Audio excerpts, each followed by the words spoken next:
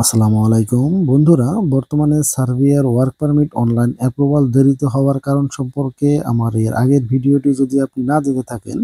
তাহলে আমার এই ডেসক্রিপশন বক্সে সেই ভিডিওটির লিংক দেওয়া আছে, ভিডিওটি দেখতে পারেন। সেখানেও আমি সার্বিয়ার ওয়ার্ক পারমিট অনলাইন অ্যাপ্রুভাল কেন দেরিতে হয় সেই সম্পর্কে কয়েকটি বিষয় নিয়ে আলোচনা করেছি। আর আজকের ভিডিওতেও আমি সেই বিষয়টি নিয়ে আলোচনা করব, অর্থাৎ নতুন আরেকটি কারণ নিয়ে আলোচনা করব, যে কারণটি অত্যন্ত গুরুত্বপূর্ণ, যার কারণে সাধারণত ওয়ার্ক পারমিট অনলাইন অ্যাপ্রুভাল যে তাড়াতাড়ি হওয়ার বদলতে আপনাদের ওয়ার্ক পারমিটগুলো দেরিতে অনলাইন অ্যাপ্রুভাল হয়ে থাকে। সাধারণভাবে যখন কেউ সার্বিয়ার জন্য তার ফাইলটি সাবমিট করে, তখন এজেন্ট কিংবা এজেন্সির সঙ্গে একটি কন্ট্যাক্ট হয়,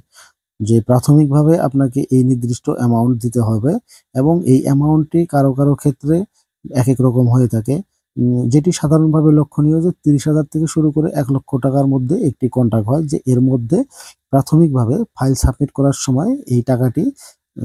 আপনাকে দিতে হবে। এবং তারপরে যখন একটি নির্দিষ্ট সময় পরে আপনি ওয়ার্ক পারমিট পাবেন, তখন ওয়ার্ক পারমিট পাওয়ার পরে আপনাকে আবার 50,000 কিংবা 1 লক্ষ টাকা এরকম যার সাথে যেমন কন্ট্রাক্ট হয়, সেই কন্ট্রাক্টের টাকাটা কিন্তু আপনার ওয়ার্ক পারমিট আসার পরে আপনাদেরকে পরিশোধ করতে হয়। এখানে প্রাথমিকভাবে যে জমাকৃত টাকাটি, অর্থাৎ যে ফাইল সাবমিটের সময় যে টাকাটি আপনি জমা দিলেন, সেটা নিয়ে তেমন কোনো প্রবলেম না হলেও পরবর্তীতে যখন আপনি আপনার ওয়ার্ক পারমিটটা পেয়ে গেলেন, এখন এই ওয়ার্ক পারমিটটা পাওয়ার পরে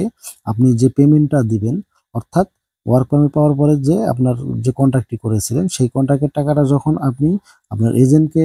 জমা দিয়ে দিলেন, এই টাকাটি যদি সে, অর্থাৎ আপনার যে এজেন্ট রয়েছে, সেই এজেন্ট যদি আপনার মূল যে এজেন্সি রয়েছে, অর্থাৎ আসল যে এজেন্সি রয়েছে, অর্থাৎ যে আপনার এই ওয়ার্ক পারমিটটি কোম্পানির কাছ থেকে নিয়ে এসেছে,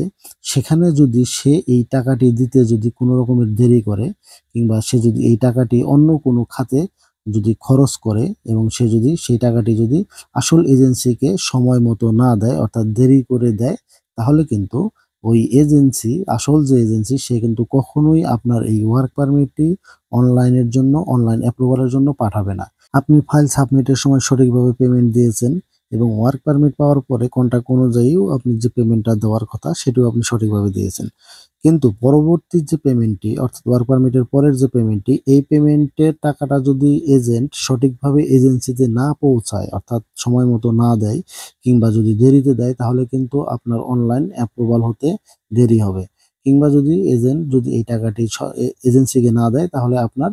যে ওয়ার্ক পারমিটটি রয়েছে, সেটি কিন্তু ওই তারা এজেন্সিরা কিন্তু ওটা হ্যাঙ্গিং করে রাখবে, সেটা কিন্তু কখনোই আপনার অনলাইন অ্যাপ্রুভালের জন্য পাঠাবে না। এজন্য আপনি যদি লোকাল কোনো এজেন্টের মাধ্যমে আপনি আপনার ফাইল সাবমিট করে থাকেন, তাহলে আপনাকে এই বিষয়টি সম্পর্কে অবশ্যই অবগত থাকতে হবে এবং সতর্কতা অবলম্বন করতে হবে, এবং আপনাকে অবশ্যই যাচাই করতে হবে যে আপনার যে পরবর্তী যে পেমেন্টটি রয়েছে, সেই পেমেন্টটি কি সঠিকভাবে এজেন্সির কাছে পৌঁছেছে কিনা। আর যদি আপনি সরাসরি কোনো এজেন্সির কাছেই আপনার ফাইল সাবমিট করে থাকেন, সরকার কর্তৃক যে অনুমোদিত রিক্রুটিং এজেন্সিগুলো রয়েছে, সেখানেই যদি আপনি সরাসরি আপনার ফাইল সাবমিট করেন, তাহলে তো এখানে এই বিষয়টি আর আসবে না, কারণ আপনি তখন তাদের সঙ্গে সরাসরি আপনার আর্থিক যে লেনদেনগুলো রয়েছে সেগুলো সম্পন্ন করবেন। আসলে এই সংখ্যাটি আমার মনে হয় খুবই কম, কারণ আমরা যারা বিদেশের জন্য চেষ্টা করি, তারা সবাই দেখা যায় যে লোকাল এজেন্টের মাধ্যমে যাওয়ার জন্য বেশি চেষ্টা করে থাকি, যদিও এটি ঠিক নয়। তো আমরা এই কাজটি কিন্তু করে থাকি। এজন্য যদি আপনি কোনো লোকাল এজেন্টের মাধ্যমে আপনার ফাইল সাবমিট করে থাকেন, তাহলে আপনি যে পেমেন্টগুলো দিয়েছেন, সেই পেমেন্টগুলো সম্পর্কে অবশ্যই আপনি এজেন্সিতে, যদি সম্ভব হয় তাহলে অবশ্যই ওই এজেন্টের মাধ্যমে কথা বলে নিশ্চিত হয়ে নেবেন যে আপনার যে কাঙ্ক্ষিত পেমেন্টগুলো, সেগুলো কি এজেন্সির কাছে সঠিকভাবে পৌঁছিয়েছে কিনা। যদি আপনি এই বিষয়গুলো নিশ্চিত হতে পারেন, তাহলে আপনার ওয়ার্ক পারমিট থেকে শুরু করে ভিসা কার্যক্রমগুলো অনেক সহজ এবং অল্প সময়ের মধ্যে আপনি সম্পন্ন করতে পারবেন বলে আমি বিশ্বাস করি।